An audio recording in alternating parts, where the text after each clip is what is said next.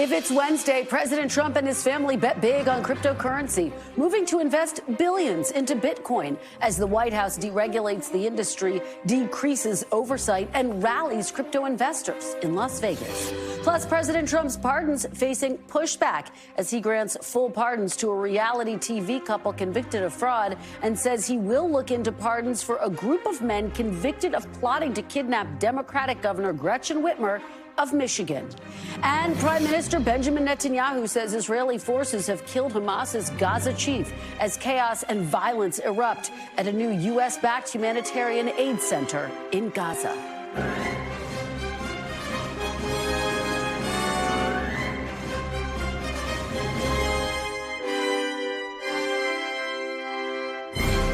Welcome to Meet the Press Now. I'm Kristen Welker in Washington. President Trump today is facing new scrutiny about profiting off the presidency as his family business pours billions of dollars into Bitcoin while the White House deregulates the industry and ramps up its promotion of cryptocurrencies. The president's eldest sons who oversee Trump's businesses are set to speak later this hour at a conference in Las Vegas that is billed as the world's largest Bitcoin event. It's the same conference where Vice President Vance spoke earlier today, using the trappings of the executive branch to promote the administration's investments in the crypto industry. Take a look. I'm here today to say loud and clear, with President Trump, crypto finally has a champion and an ally in the White House. We prioritize eliminating the rules, the red tape, and the lawfare that we saw aimed at crypto by our predecessors. We want our fellow Americans to know that crypto and digital assets, and particularly Bitcoin, are part of the mainstream economy and are here to stay. It comes as Trump Media, the parent company of Truth Social, announced that it was raising $2.5 billion to buy Bitcoin, essentially turning what was the president's social media company into a Bitcoin reserve. It comes after last week Mr. Trump hosted an exclusive and private dinner for more than 200 top investors in his personal meme coin.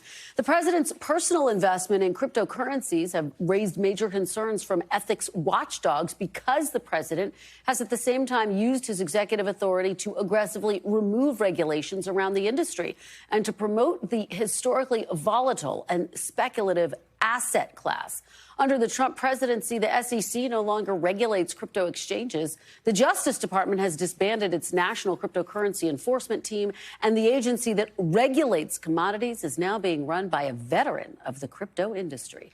NBC News senior White House correspondent Garrett Haake joins me now from Las Vegas, the site of the Bitcoin 2025 conference. And Brady Dale, who covers the crypto industry for Access, also joins us. So, Garrett, let me start with you. You are at this Bitcoin conference. Give us the big takeaways. What are you seeing? What are you hearing?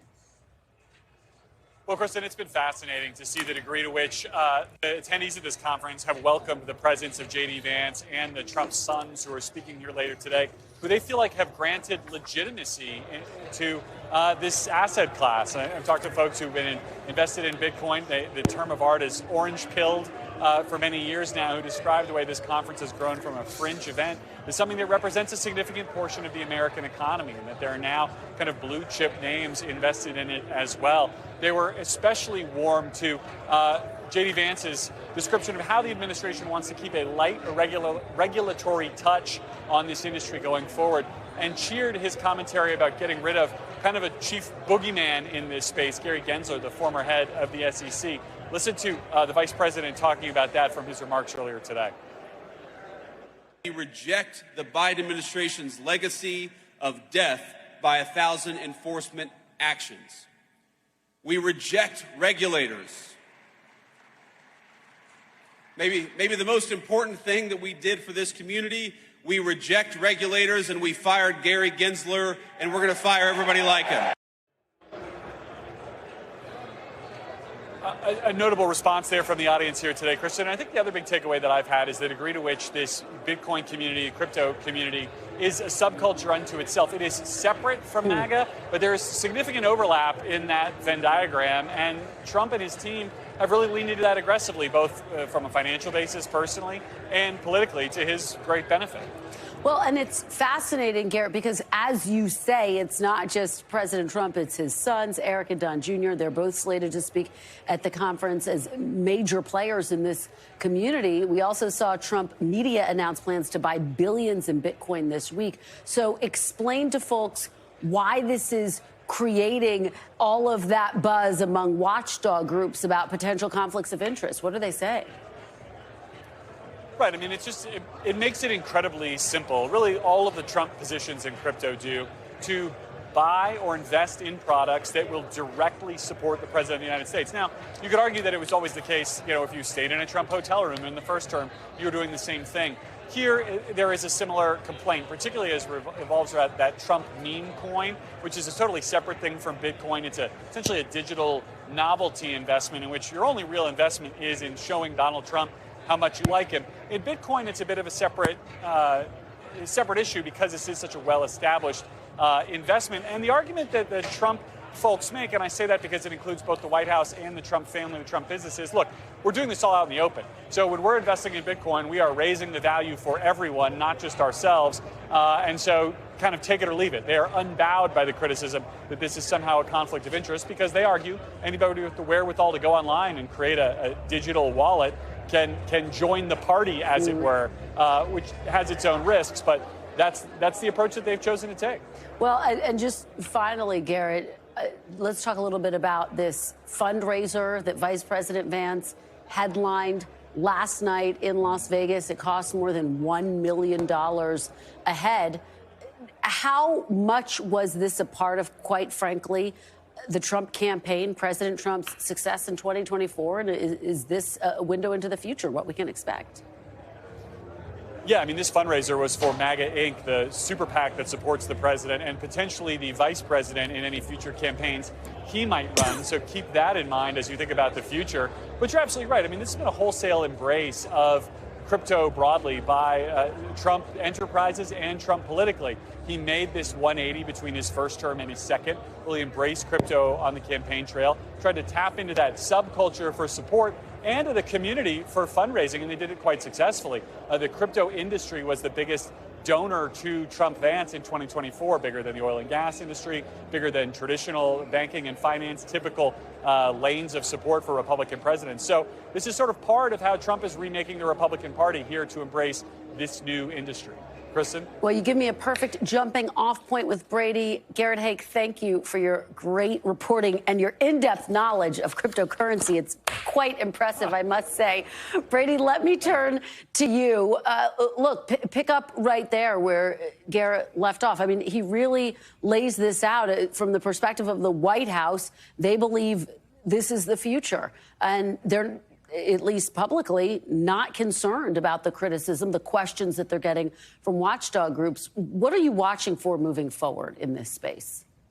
Well, I mean, the big thing I'm watching for moving forward is Congress and the Securities and Exchange Commission right now are working to write a new set of rules for the industry, both to cover how to prevent crime on blockchains and also how to protect consumers, and also just to give legitimate industries in this industry a pathway to move forward, because they really haven't had that before. There really hasn't been regulations of this industry at all. Instead, the Biden administration just prosecuted businesses. And so what I'm watching is for this new set of rules, this new framework to take shape. And what is the argument that there is, in fact, a benefit for the country embracing crypto and establishing some type of strategic Bitcoin reserve?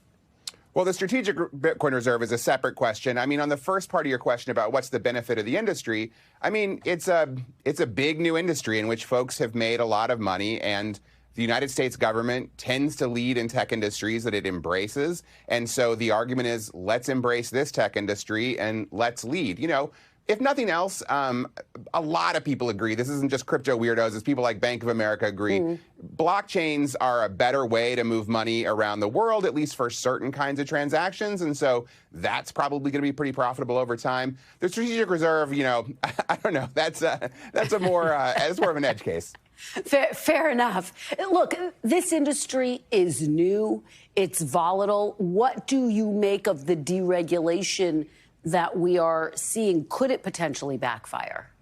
Well, it isn't. I mean, it isn't really deregulation, right? Like what the Gensler SEC did and what the Biden White House did is it just largely prosecuted people for following rules that didn't exist. And I'm not being hyperbolic there. That is really the way it was. And so what we really are seeing going forward, I mean, it's true. The Trump administration has a lot of ethical questions about his business dealings, but they are also the first administration to start writing actual rules for this industry. And, you know, there's a certain number of Democrats that see the opportunity and are engaging there. So this really will be the first time we have a new set of rules specific for a new industry that is really unlike anything else that the world has ever seen before.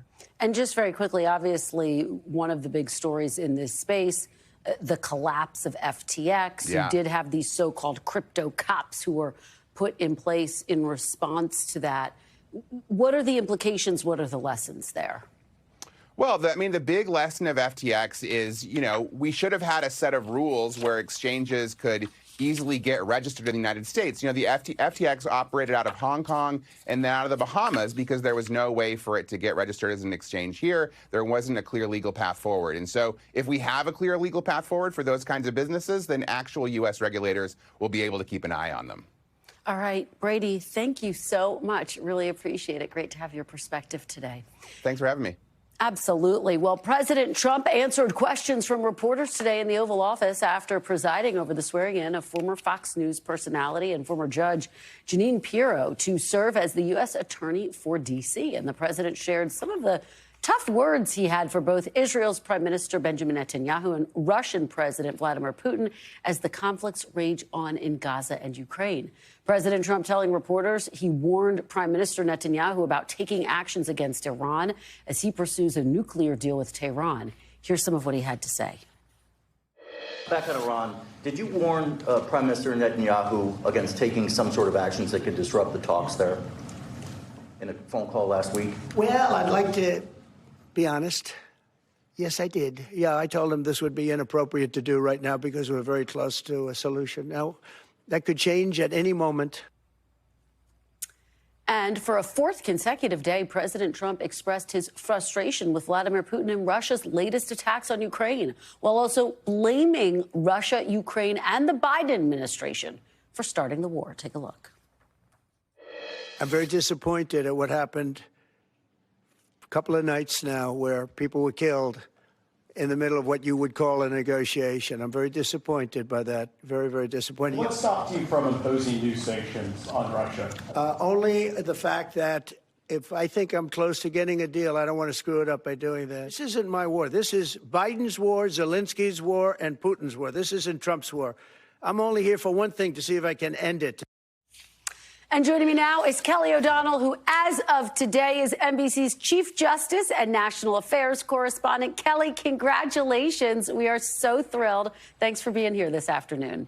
Oh, that's so kind of you, Kristen. Thank you so much. Absolutely. It is a fantastic day here in the D.C. Bureau. So let's talk about what we heard from President Trump. I played you a couple of his sound bites as it relates to Russia and, of course, what's happening in Gaza. What were your other key takeaways as he's grappling with all of these different foreign policy challenges? Well, there are huge issues on his plate, and the president appears to want to push away responsibility in trying to resolve some of the thorniest things, but would ideally like to take credit if he can be successful in bringing the parties together. And so you get a sense of that frustration. These are difficult partners, if you will, certainly figures that he has to deal with who are not willing to bend at his demands. And that has been very frustrating for the president. And you get the sense from his comments that he would like to see this resolved quickly for all the benefits that exist in that. Obviously, an end to war is something that is long sought, but also it would alleviate a lot of the stress points that he is dealing with. And as he says, these were not his wars. Well, they really weren't the wars of the prior president either. These events happen when you are at this level, and what comes to a president's desk is often determined by events far outside their own choosing. And President Trump is certainly dealing with that right now. He wants to be tough on Putin based on what he is saying, but there are many who are saying that he needs to take action on sanctions to push things further. Kristen? Yeah, we'll have to watch what happens with sanctions very closely. Of course, President Trump saying that is one of the options on the table, but hasn't made any action there yet. Let me ask you about another element of what we heard from him today. He talked about the possibility of more potential pardons. Kelly, what was the big news there? Well, the pardon power is one that President Trump particularly seems to enjoy. It is a pardon power that gives him enormous discretion for his methodology, his reasoning, and so forth. And a number of his pardons have been quite notable and arguably controversial. In a typical White House in times gone by, you might have a long process where someone goes through a Justice Department review, makes a case for, after serving their sentence, appealing for this kind of clemency. That is really a different system now. The president has different ways that he's getting information. Some of them have been controversial and some connected to him. So we've seen pardons in recent days. We're expecting the formal documentation to say he is pardoning the reality TV stars Todd and Julie Chrisley after speaking with their daughter and saying, yes, that pardon power is to come. They were, of course, imprisoned on tax-related and mortgage fraud charges. And the judge in that case said that there was great concern about a lack of remorse. Then you see other instances where he has done a pardon for a local sheriff who had been convicted by a jury of accepting bribes. And so the president is now floating the possibility that he would consider pardoning those who were involved in a plot against the Michigan governor to kidnap Governor Gretchen Whitmer, who, of course, you may recall, has been a Democrat who has been willing to try to deal with President Trump. She was a visitor in the Oval Office. She was also kind of a host for him when he arrived in Michigan for an event. And she was trying to persuade him on policy issues that would be important to her state, which, of course, voted for Donald Trump in the most recent election. And so to perhaps give clemency to those individuals who plotted to kidnap her, that would certainly be notable. He says he has not made up his mind yet, but it's something that he would give consideration to. Yeah, Kristen? a lot of eyeballs on that. We should note, while you and I have been having this conversation, Kelly O, our colleague Gabe Gutierrez reports that according to a White House official, President Trump has officially signed the pardons for reality TV stars Todd and Julie Chrisley, and has also pardoned former New York Representative Michael Grimm, who was convicted of tax fraud and related charges back in 2014, among a few others. So this is obviously a story that the will pen continue. is active right now. Yes, it is. Kelly O'Donnell, thank you for helping us break it all down in your new capacity. We love it. Thank you. Coming up, chaos and confusion at new aid distribution sites in Gaza as Israel says it's taken out a top Hamas leader in the region. We'll get an update from the region. Plus, the very latest on the White House's mass deportation plans. As new data shows deportations are ramping up, but not nearly as quickly as the president hoped they would. You're watching Meet the Press now. Stay with us.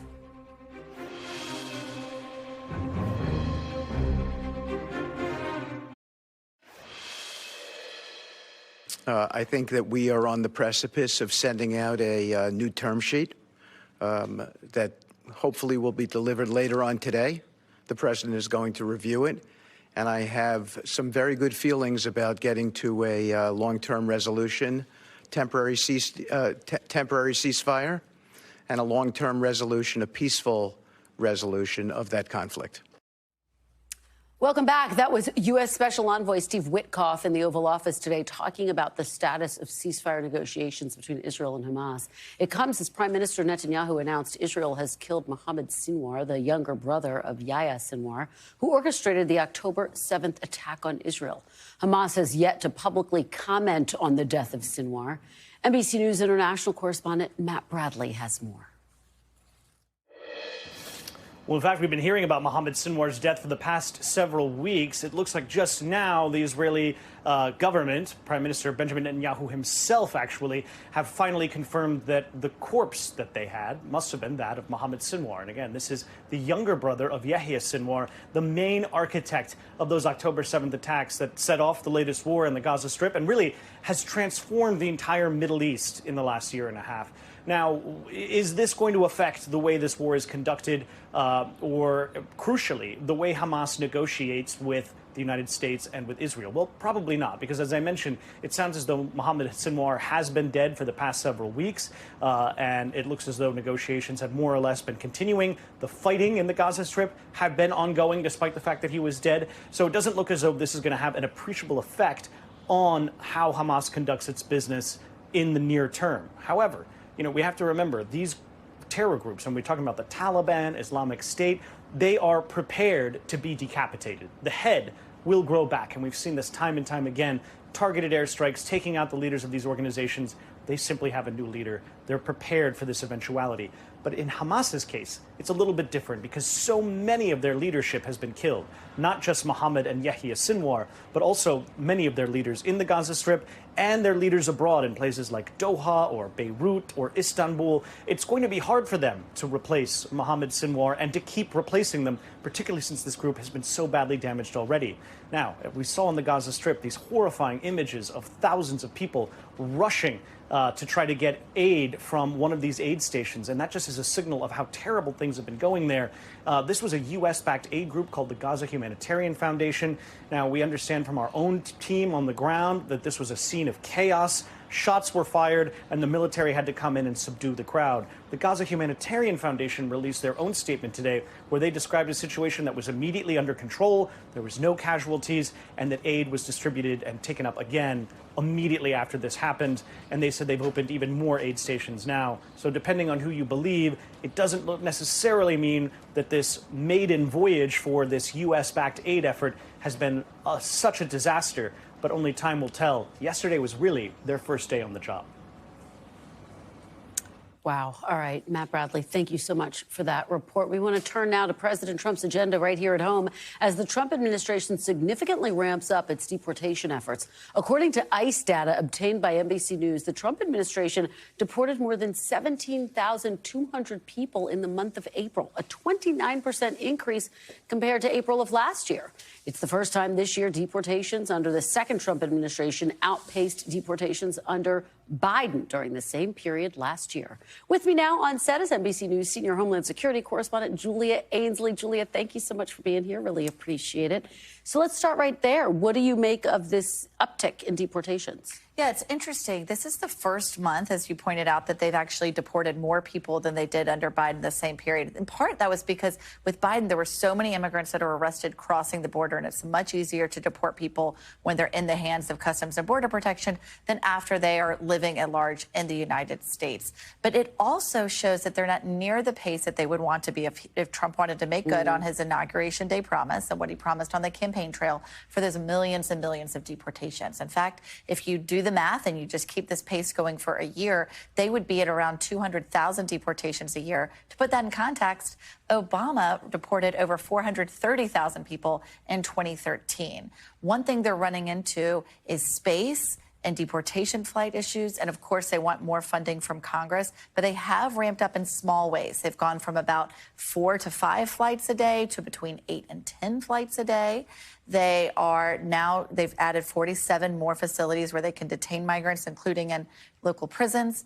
And they are now able to arrest more people, and they're booking in more of those people. So, Julia, just looking forward, I mean, given what you are saying, do you actually expect the pace of these deportations to continue to increase? I do. Not necessarily by some shock and awe, explosive, exponential number, but just based on some of the things that they've put in place so far. More detention space, they're building more. If they're able to one day put tents where they wanted to in Fort Bliss, that contract has been in limbo. These are all ways that it could increase it. Of course, they would need more money from Congress in order to do that. One of the concessions Trump made in that big, beautiful bill was to go from $45 billion for ICE detention to $10 billion. So they may not get to that high level, but I think they're putting in these places. And as Axios reported last week, the White House meeting, Miller and Noem said that they wanted 3,000 arrests per day. I don't know if that's doable, but at least that pressure is not letting up. Yeah, and they will need more resources, they argue, to do it, as you say. Let me ask you about the Trump administration asking the Supreme Court to block a lower court's order as it relates to sending migrants to a third-party country. What can you tell us about that? Yeah, if it seems like we've heard this before, it's because it's a really similar argument. Yeah. The Supreme Court already said that migrants need reasonable time to appeal if they're sent to a country that's not their own. But that's under the Alien Enemies Act. That pertained to those people who were about to be sent to El Salvador. That is largely on hold for now. It's a temporary hold. Right now, they're being asked to weigh in on the migrants who are being sent. First, they tried to send them to Libya. A judge in Massachusetts said no, they need reasonable time to appeal. And then, of course, there were the 8 sent to South Sudan. And as we know, they are now on hold temporarily in Djibouti. We need a map just to talk about all of this. But basically, the Trump administration is asking the Supreme Court to overrule this district court judge and to put a stay on his order that says that these people need reasonable time to appeal before they're sent somewhere else. In other words, should immigrants be given a chance to say, I can't be sent to that country for X, Y, and Z reason?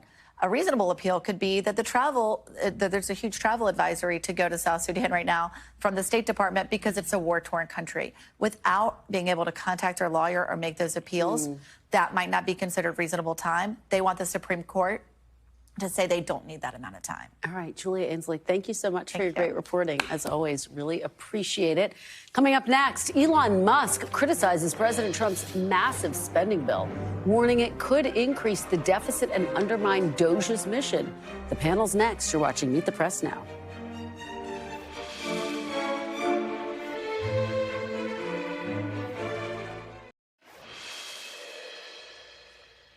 Welcome back. Despite saying he's stepping back from politics, Elon Musk, architect of Trump's Doge initiative, has reemerged for the moment, sharing his opinion on the so-called Big Beautiful Bill to fund President Trump's agenda. Musk criticized the legislation, which passed the House last week, saying it undermines Doge's work to cut government spending and increase the deficit. Take a listen to a little bit of what he said.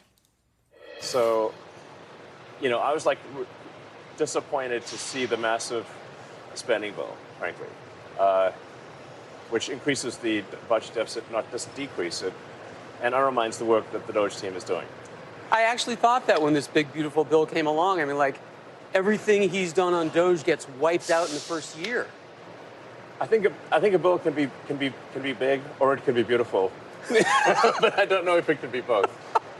My personal opinion. Well, President Trump was asked about Elon Musk's comments in the Oval Office today, but did not address the criticism, just saying that the bill is being negotiated and that while he's not happy with some of it, he's thrilled by other aspects of it. Joining me now is Tia Mitchell, Washington bureau chief for the Atlanta Journal-Constitution, Anthony Coley, Democratic strategist and an NBC News political analyst, and Brendan Buck, former advisor to House Speakers John Boehner and Paul Ryan, and also an NBC News political analyst. Thanks to all of you for being here. Tia, let me start with you. Boy, that was pretty pointed criticism from Elon Musk, and it could carry some weight in Trump world with Republicans. How do you anticipate those words are going to land? Yeah, it does carry weight because it just adds to some angst that many conservatives do have about the bill, some of them willing to say it more publicly than others. We know it was a through line between a revolt from a few hardliners in the House before it was passed. There are some hardliners in the Senate who are making similar comments. That being said, the question is, the new spending that is creating the increase in deficits is tax cut extensions. And what we didn't hear Elon Musk say specifically is what he wouldn't do.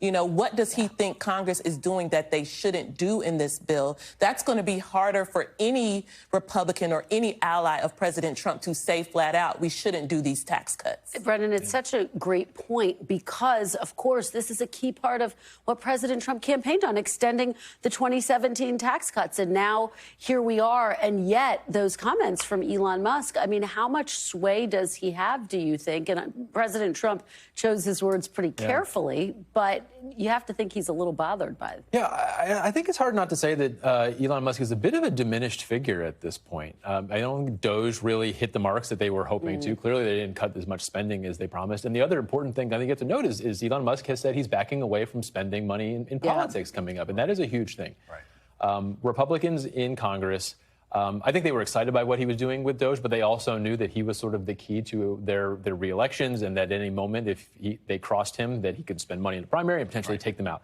if that's not really, he's not getting involved in that way anymore, I think they look at him a little bit differently. He's also not like tweeting every 10 minutes about what's going on in Congress, so that's helpful as well. Well, so Anthony, pick up on that point, because I have spoken to Democrats, I've spoken to Republicans who several months ago were quite concerned that Elon Musk would really be the focus of Democratic ads in the primary, in the midterms. And I've heard Democrats say the same thing. Do you think the same political calculation applies, or like, does Brendan have a point that he's politically diminished at this point? He is politically diminished, but I agree with Brendan in that the most important thing he said was not about the specifics of this big, beautiful bill. It was that he, quote, said, the post, I'm going to spend a lot less on politics, right? And to put this in perspective for your viewers, he spent $290 million over the last cycle for Trump and Trump-aligned candidates. And he committed to spending $100 million for Republicans this cycle when Trump isn't on the ballot.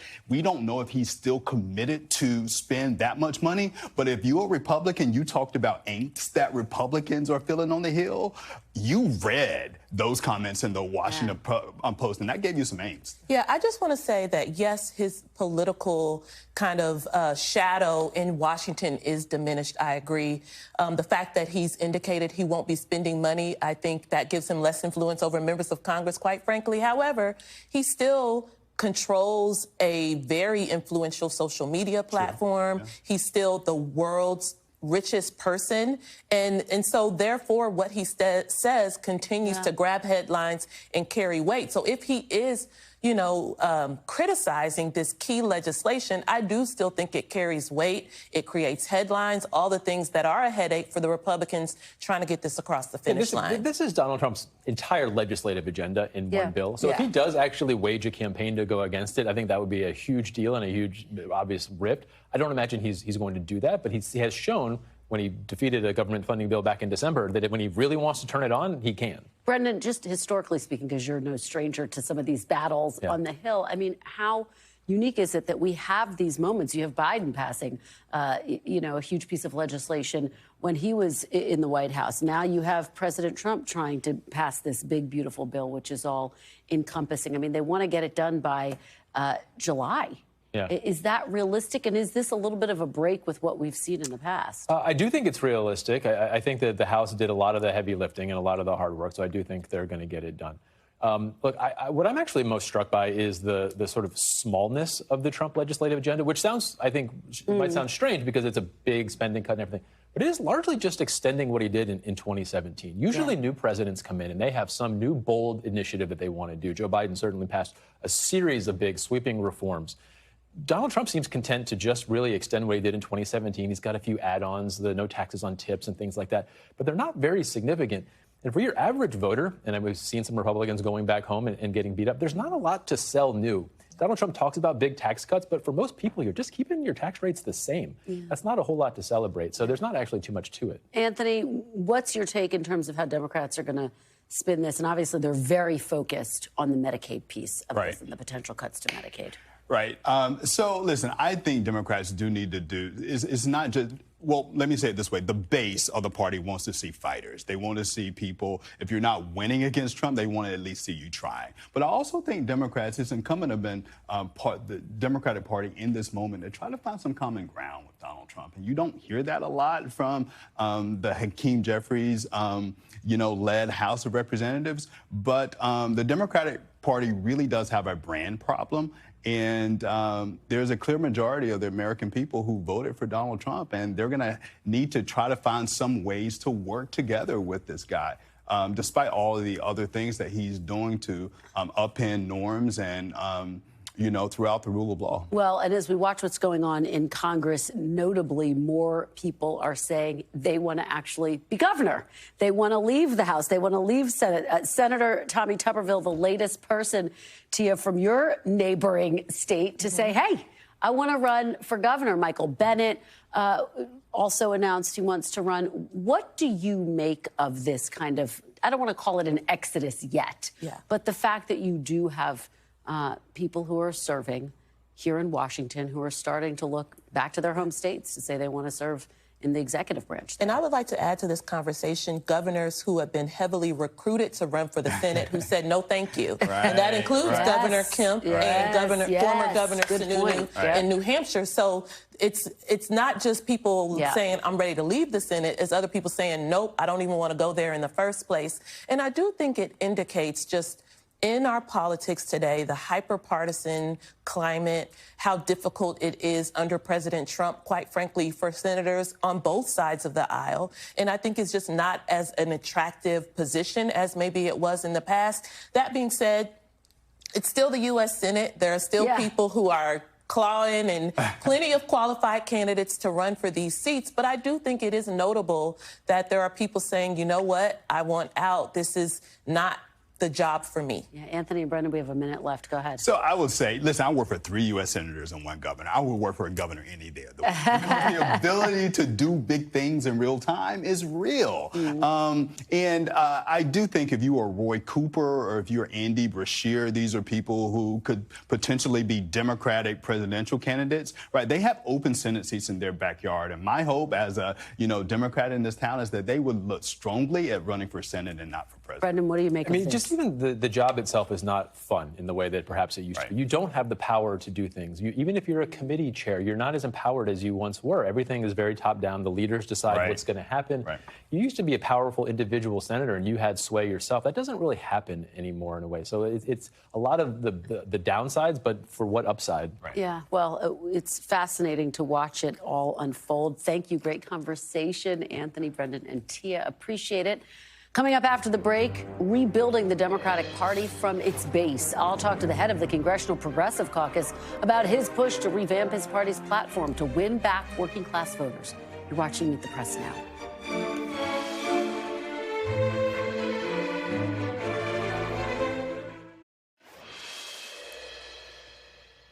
Welcome back. Turning now to the future of the Democratic Party and the progressive base's battle to rebrand to win back working-class voters.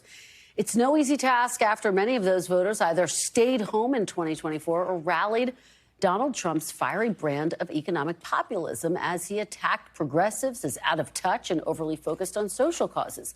The new leader of progressives in Congress, Texas Democratic Congressman Greg Casar, seems acutely aware of those criticisms.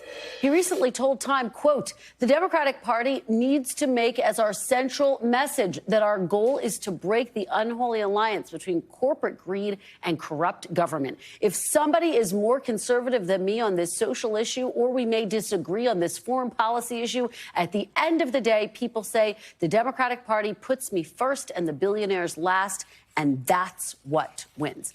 Joining me now is Texas Democratic Congressman and Congressional Progressive Caucus Chair Greg Casar. Congressman, thank you so much for being here. Really appreciate it. Thank you. I do want to start with your vision for the Democratic Party, economic populism. What exactly does that look like in practice, and why do you think it is the right path for Democrats to take to start winning again? I learned economic populism not in a courtroom or in the C-suite, but on construction sites. Before I was ever an elected official, I was a labor organizer where we had to bring together 100, 200 different construction workers, guys with different views on almost anything you could imagine. But we could bring these guys together by saying everyone here deserves a raise, because the billionaire developers that usually worked very few hours and were making the most were keeping so much of the money to themselves. And those billionaire developers would try to break every rule or say you're fired or try to divide immigrants from native-born workers. And we could beat them back by bringing everyone together around our pocketbook issues. And I think the Democratic Party needs to relearn that lesson, that we can have a big tent that brings together people across a variety of social issues, but we can unite them if we put those economic working class issues first. And Congressman, speaking of the billionaires, I know you have been outspoken about the likes of Elon Musk, who says he's now taking a step back from politics. Is there a risk there in focusing your messaging around that, or do you think he'll still be a potent issue in 36 months? When Elon Musk says he's stepping back, we can't believe him. What he wants to do is step back behind the curtain, because for the longest time, billionaires have run our government hiding behind the curtain. Elon Musk's big innovation was that he bought the presidency and then came out in front of the curtain and bragged about running the government on social media. The American people are rightly outraged. So when he says he's stepping back, I see him trying to go and hide. But he is still meeting with senators. He's still meeting with foreign heads of state. He's still influencing Trump. And I think Democrats need to continue campaigning on getting folks like Elon Musk and all billionaires out of their control of the government, because they're clearly enriching themselves and screwing everybody else over. Well, and he's one of the biggest employers in your district. Is there any risk right to you? Right up the road from where I'm sitting right now. So is there any risk to you politically, Congressman, of really going after him? We learned this same lesson in the labor movement. Just because somebody runs a big company, just because somebody makes a ton of money, doesn't make them untouchable. Look, the Democratic Party just a few months ago was debating whether we should play footsie with Elon Musk or go toe-to-toe with him. And when the Democratic Party got the guts to say, we're going to go toe-to-toe with Elon Musk, look what happened. No matter how much money Musk spent on the Wisconsin Supreme Court election, we beat him because the American people decided that we would vote for those people that voted for the people instead of big money. So I'm willing to stand up for the Tesla workers that are working in the factory right up the street from where I'm sitting right now. And standing up for those workers means I want those jobs. But frankly, Elon Musk should be paying those workers more, just like he should be paying his taxes and not stealing our taxpayer money for himself. Well, let me ask you about Democrats. Based on everything you're saying, Congressman, I mean, do you think that the Democratic Party should swear off campaign donations from billionaires? I think that we should detach ourselves from the corporate class. That's why I don't take corporate PAC donations. And I think we need to continue to expand that. I think the Democratic Party should be campaigning this election cycle on getting big money out of politics, banning stock trading by members of Congress, and then going after folks like Donald Trump, who are enriching themselves off the American public through their cryptocurrency schemes that have earned Trump billions of dollars getting raked in since he was just elected to the White House the second time. We should be going after any politician of any party that is putting the White House up for sale, as we saw Donald Trump literally saying, put money in my pocket and you can come to a private dinner with me. Put money in my pocket and your family can earn a pardon. So we should be campaigning on being the anti-corruption party and a party that stops taking in so much corporate cash. Well, you know, let me ask you to kind of expand on the messaging a little bit, because you've been on the road, you've been a part of Senator Sanders and Congresswoman Alexandria Ocasio-Cortez's Stopping Oligarchy tour. What do you make of that message? Do you think that should be the message of the Democratic Party right now? And as you know, Congressman, Senator Sanders has said that people should be open to running as independents. I think that the American people are looking for authentic leaders that stand up for them and don't have some other economic interest in their minds. When I was out there in Arizona, for example, with Bernie and AOC, we thought that we would fill a high school gym, 2,000 people. Suddenly, 24,000 people showed up, filling an entire football field, the biggest rally in Arizona history. Not in the middle of an election cycle, but because people want to see a different kind of leadership right now. And I think that's a real opportunity for us if we go out there and say, look, you don't have to agree with me on every issue. I don't have to agree with you on every issue. Even in our own families, we don't agree on everything. But at the end of the day, people are looking for leadership that is interested in their bottom line. Think of how FDR built out Social Security and the New Deal and secured Democratic victories for generations. How LBJ passed Medicare and Medicaid and Head Start all in one term. That's how we win back states like Texas. That's how we win over the voters that we've lost since the Obama era. Let me ask you about leadership. Congresswoman Alexandria Ocasio-Cortez is a name that is being floated, both for leadership positions in the House, but also for leadership positions within the party overall. Do you think she's a potential contender for president? I think the sky is the limit for Congresswoman Ocasio-Cortez, and she will be making her own decisions about whether she stays in the House or runs for anything else in the future. But what I think is so important that we should all be taking a look at is how a Congresswoman, just a member of the House, continues to be able to speak to so many millions of people all across the country. And for too long, I think in the House, we've just had this view that whoever's been there the longest should be the first person in line, when instead, I think as a Democratic Party, we should be looking to messengers like Congressman Ocasio-Cortez that can speak to millions of people. And we shouldn't try to avoid controversy. Donald Trump certainly doesn't avoid controversy. We should be willing to take strong stands that get people talking about who the Democrats really are, so that the Republicans don't fill the void talking about us. I think we should be going right after guys like Elon Musk, but Jeff Bezos and Mark Zuckerberg too. We should stop acting like these billionaires are friends of the working person. Trump, Musk, Bezos, all of them should be the folks that the Democratic Party is standing up against, so that way people know that we're actually for them. Congressman Casar, thank you so much for being here, for your perspective. Please come back soon. We really appreciate it. Thank you so much. Still to come, the head of the FDA speaks out on the decision to end the COVID-19 vaccine recommendations for pregnant women and healthy children. Do stay with us. You're watching Meet the Press now.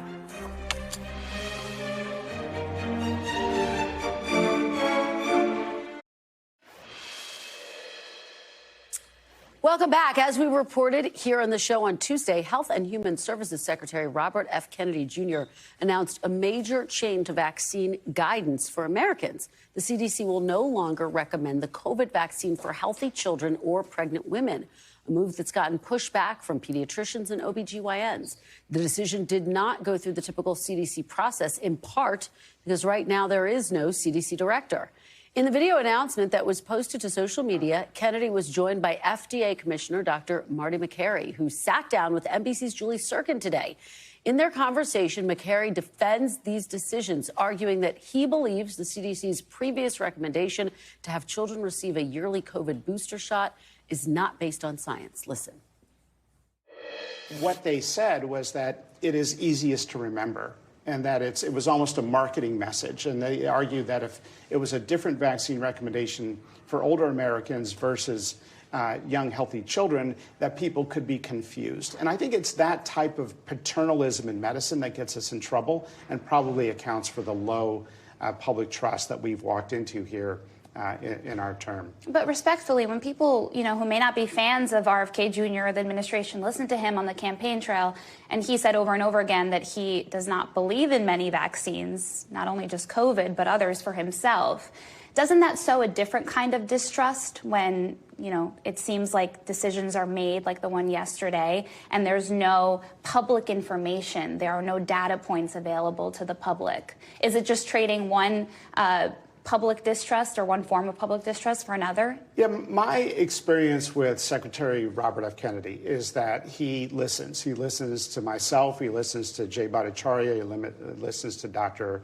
Mehmet Oz. He listens to a host of scientists that are giving him guidance. So he may have big questions, but the questions he's asking are the questions most Americans are asking. Remember, almost 90%, 88% of Americans chose not to get their children vaccinated among those who have children. And so the questions he's asking, those are questions Americans are asking. I will say that a lot of scientists were involved in the recent recommendation, and that recommendation is not even as strong as the recommendation coming out of Europe. So many people might think that this is a shift, but really it's a shift that gets us closer to standard of care in Europe and not even where they are now. NBC News Capitol Hill correspondent Julie Sirkin joins me now on set. Julie, congratulations on this get. Fantastic, fantastic interview. You also pressed Dr. Makary on the criticism that they've gotten from medical organizations of these new guidelines. What was his response to that? Yeah, and what he said was it's okay to have an open discourse. Those are the words that he used, that we've gotten used to under the Biden administration, as he said, perhaps a challenge in the medical school of thought. That's no longer okay. He's trying to bring the FDA into a space where he says there will be more dialogue with the American people, where there will be more conversations. He said it's okay that other major medical institutions are saying that this new guideline is wrong. My question to him was because it is confusing for Americans, especially as they're seeing information on social media, the administration's, saying that everything is fake news. How can they really trust that the FDA, that the HHS is making the right recommendation for them? And I thought it was fascinating, Kristen, because not only on the point of vaccines, but he really seems to think that for the last 5 decades, the public health system in America has been going the wrong way. I asked him point blank, are you trying to tell Americans that big pharma and big food essentially bought public health? And he said there's been corruption, yes. As you have pointed out in the interview and in the report at the top, there wasn't a public review process. Talk a little bit about why.